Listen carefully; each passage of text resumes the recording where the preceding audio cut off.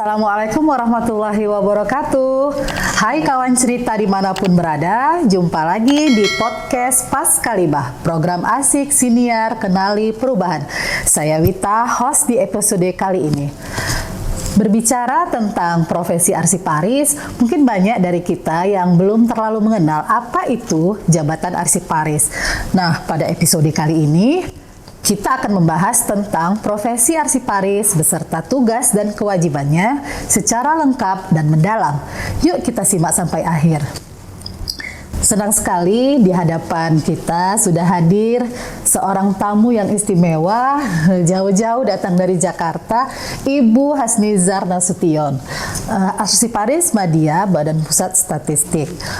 Biasa kita panggil Ibu Lai ya Bu ya? Iya. Halo Bu Lai, apa kabar? Alhamdulillah baik. Selamat datang di Medan ya Bu. Selamat datang. Makasih. Sebelumnya biar kawan cerita lebih mengenal Ibu, boleh Ibu memperkenalkan diri terlebih dahulu Bu? Oke, nama saya tadi sudah disebut ya. Lalu tadi disebut Hasnizar Nasution, dipanggil Bu Lai. Mungkin yang saya jelaskan Lainya aja ya. Kenapa sih Lai gitu ya? Lai itu kalau di sini saudara laki-laki ya. Lai ya. Kalau saya itu kebetulan lahirnya di Toraja, anak perempuan itu dipanggilnya Lai, jadinya sama ya. Jadi kalau di sini Butet, jadi saya lengket sampai besar sampai tua, Lainya nempel. Kalau Butet kan udah besar hilang ya. Nah itu. Lalu saya itu Arsiparis Madya tadi dibilang. Arsiparis Madya di BPS itu baru ada 3 orang. Kebetulan yang 2 hasil in-passing, 1 penyetaraan. Penyetaraan itu karena beliau adalah kepala bagian penggandaan arsip dan ekspedisi. Jadi dari 4 formasi Arsiparis Madya baru ada 3. Oh, gitu. Ya, baik Bu. Antusias sekali kami menyambut kehadiran Bu Lai pada sore hari ini di podcast. Untuk memulai, mungkin Ibu boleh ceritakan bagaimana Ibu tertarik untuk menjadi seorang arsiparis? Kalau tertariknya, bukan tertarik ya, kebetulan. Jadi sebetulnya gini kan, saya itu kepala bagian administrasi keuangan. Kami melakukan penataan arsip keuangan dan juga melakukan pembinaan ke daerah untuk arsip keuangan. Karena kami sudah menata, lalu ada sosialisasi tentang arsiparis, kami diundang. Di saat sosialisasi itu, pihak Andri bilangnya, BPS itu bagaimana sih minta formasi 83 yang diisi cuma 8. Loh, yang hadir itu kan saya hadir rasanya malu ya. Kok malu ya, minta 83 baru ada 8 dan itu banyak yang di bagian sub ekspedisi yang bagian pengepakan. Selebihnya itu ya cuma ada 1 di keuangan, lalu di daerah ya ada juga Jawa Barat, Jogja seperti itu.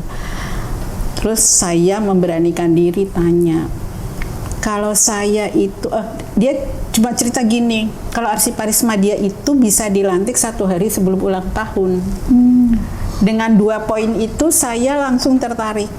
Saya itu pensiun Desember Bu, itu kondisi September waktu sosialisasi.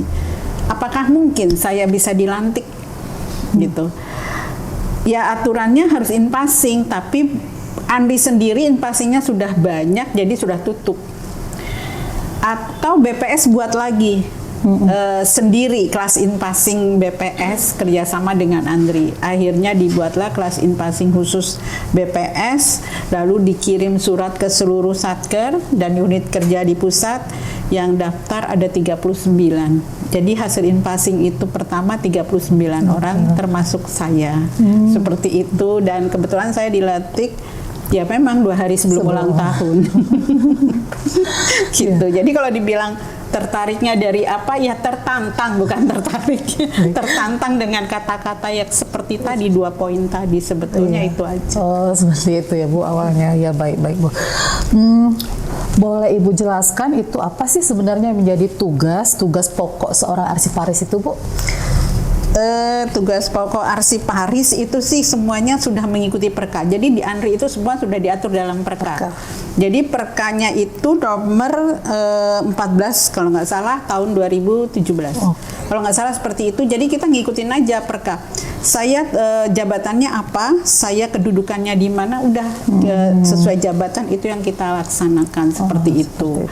Nah, fungsional arsiparis itu adalah yang menangani kearsipan yang ada di instansi, lembaga, pusat, dan daerah. Nah, kearsipan itu sendiri apa sih? Ya, penyelenggaraan, penyimpanan, penemuan kembali, yang seperti itu namanya.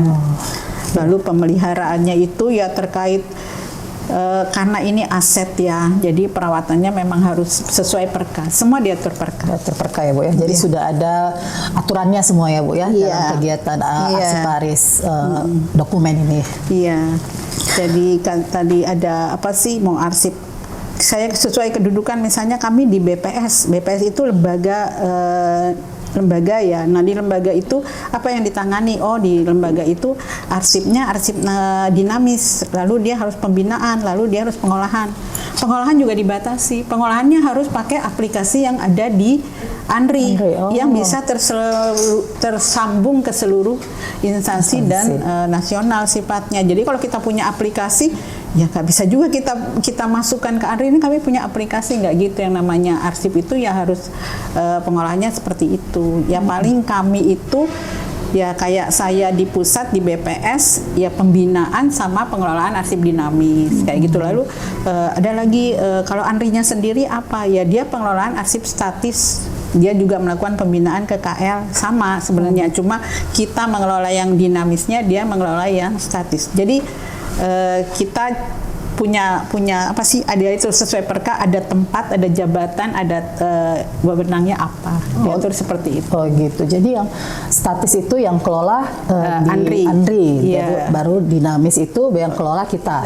Unit-unit pencipta atau satker pusat dan daerah. Pokoknya lembaga-lembaga itu dinamis karena itu menyangkut apa yang dia kerjakan ya. Lalu kalau yang kita kerjakan itu menyangkut keselamatan negara dan sebagainya, kita simpanlah di ANRI. Nah, itu yang dikatakan arsip statis. Biar mereka lah yang menyimpan, yang merawat. Kalau di sana itu memang benar-benar dirawat. Bagaimana mengelola kertasnya supaya nggak rusak dan sebagainya. Kalau kita nggak mampu kayak gitu. Ya, Bu. Gitu. Jadi itu perbedaannya yang arsip statis dan arsip dinamis. Oh ya. Berbicara instansi tadi ya Bu ya. Kita tahu sepertinya, atau itu perasaan saya saja ya Bu. Untuk arsip ini kok agak kurang populer ya Bu ya di lembaga pemerintahan. Kalau menurut Ibu bagaimana? Ya, itu juga yang dirasakan ANRI. Jadi pada tahun 2017 ANRI melakukan audit kearsipan untuk seluruh lembaga pusat dan daerah. Semua hasilnya buruk, hanya 1 instansi pusat dan 2 instansi daerah yang nilainya baik. Selebihnya buruk, termasuklah BPS. Dengan melihat yang seperti itu, ANRI melakukan mengeluarkan perka, Gerakan Nasional Sadar Tertib Arsip. Dengan perka itu dia menggandeng Kemenpan RB.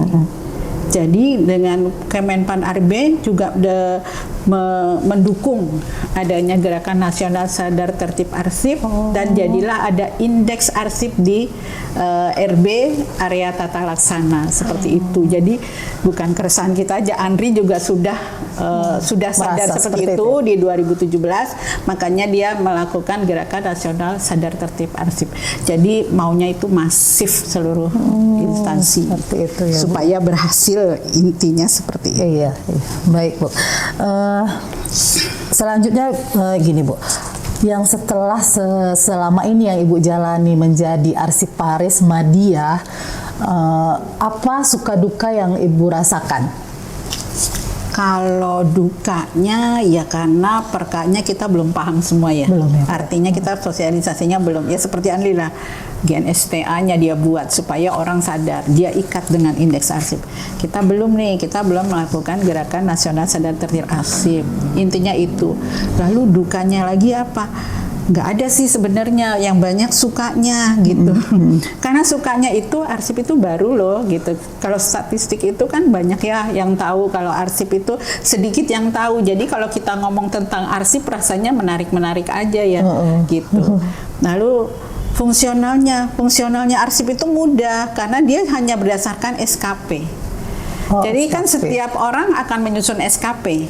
Nah, kalau di Arsiparis itu SKP itu dikonversi nilainya menjadi itulah capaian kita, angka kredit kita di tahun itu gitu. Itulah jadi jadi SKP ya, lebih mudah. Cuma penyusunan SKP-nya yang sulit. Oh, iya. Karena itu tadi ada perka yang mengatur harus sesuai kita di mana, kita di lembaga atau kita di unit pengolah atau unit kearsipan, lalu di situ kegiatan apa yang harus kita laporkan itu sesuai perka.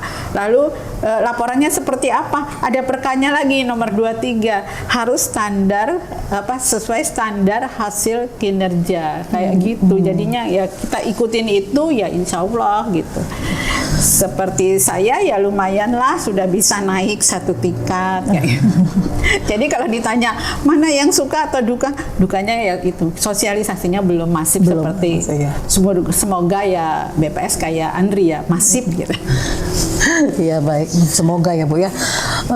Terakhir Bu, kira-kira yang perlu diperhatikan dalam pengelolaan arsip itu dan apa yang dilakukan oleh BPS untuk dapat menguatkan eksistensi para arsiparisnya Bu? Sebetulnya pahami perka saja. Perka saja. Iya, sebenarnya semua yang arsiparis sendiri mungkin juga perka belum membaca semua, sehingga dia untuk maju untuk dirinya sendiri juga belum apa ya, saya harus apa ya, masih seperti itu. Lalu yang lembaganya sendiri, maksudnya kepala bagian umumnya, pimpinannya, dan sekitarnya juga belum disosialisasikan tentang perka-perka yang mengatur tentang penyelenggaraan kearsipan. Intinya sih ya patuhi perka saja sih sebenarnya, lalu sosialisasikan. Ya insya Allah semoga kalau kita sudah mencanangkan Gerakan Nasional Sadar Tertib Arsip, artinya semua insan BPS gitu ya, oh iya kita harus ya. Intinya itu aja sih. Jadi kawan cerita, menurut Bu Lai kita harus siap ya Bu ya, sadar arsip ya Bu ya, biar kedepannya mudah ya Bu ya untuk mengarsipkan dokumen-dokumen kita. Oke. Baik Bu Lai, terima kasih atas insight dan penjelasan yang luar biasa ini. Mudah-mudahan semua kawan cerita sudah lebih paham tentang jabatan fungsional arsiparis. Dan mungkin yang sebelumnya tidak tertarik untuk menjadi fungsional arsiparis, setelah mendengar penjelasan dari Ibu, banyak yang tertarik untuk menjadi fungsional arsiparis. Sekali lagi terima kasih Bu. Jangan kapok main ke Medan. Oke kawan cerita, sampai di sini episode kita kali ini. Nantikan episode yang berikutnya. Dijamin pas materinya, pas momennya, pas narasumbernya, dan yang pasti paling pas untuk kawan cerita. Saya akhiri, wabillahi taufiq wal hidayah. Wassalamualaikum warahmatullahi wabarakatuh. Waalaikumsalam warahmatullahi wabarakatuh.